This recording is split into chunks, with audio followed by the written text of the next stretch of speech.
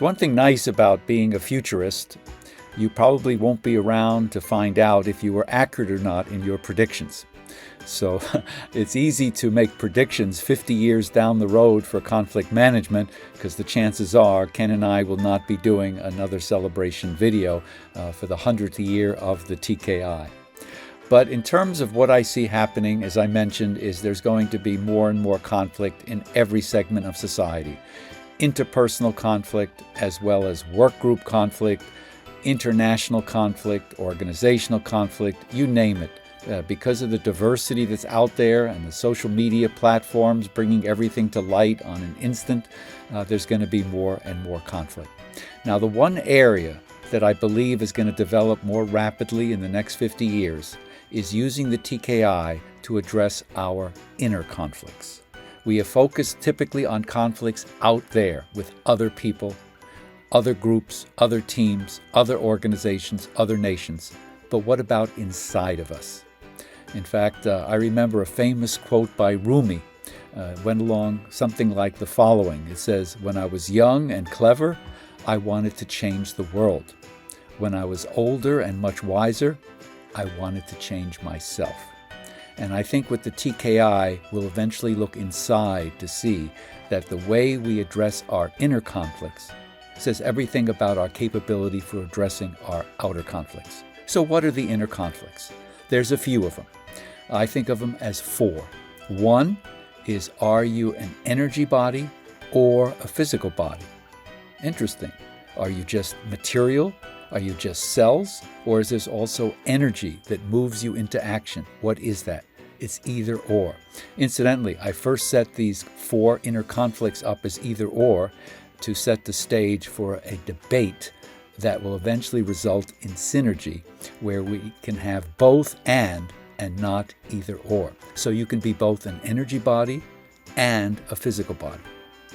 The second inner conflict is your behavior governed by your ego or your soul?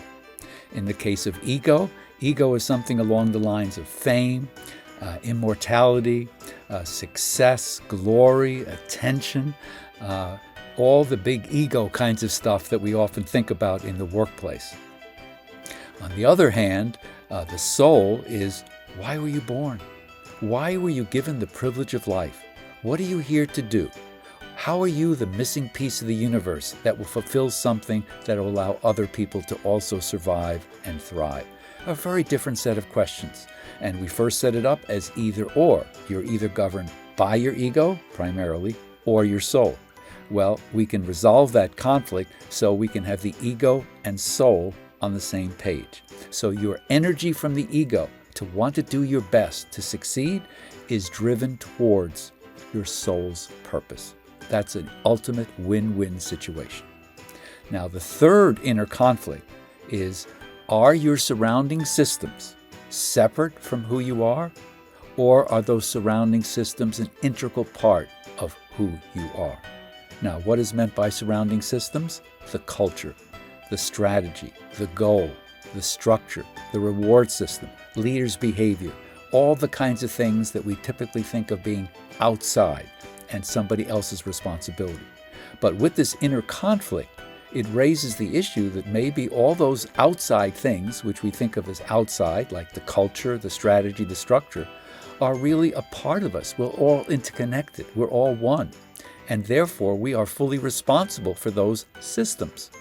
Can you imagine a situation where everyone thinks the systems are outside themselves, and therefore no one takes responsibility for figuring out, are these systems helping us achieve and be happy and healthy, or are they getting in the way?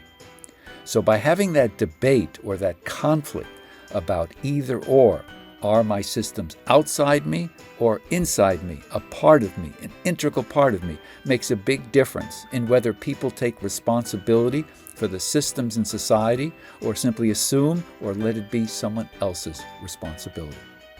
And the fourth inner conflict is probably the easiest to address after you've made success with the other three internal conflicts.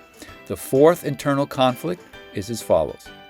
Have you resolved your primal relationships, or are you still acting out your unresolved conflicts, problems, and wounds from the past? Can Can you imagine a situation where there's a work group and everyone's acting out the things that were done to them in the past, and no one's present to have a conversation about today's issues? People are just projecting everything on everyone else.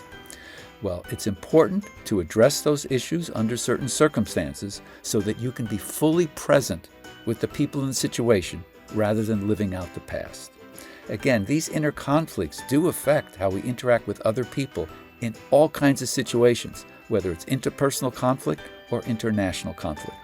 So I believe the future, the next 50 years, I'm hoping there'll be more attention to inner consciousness, inner conflicts, and that people move along those lines so they can be more effective with other people in other situations.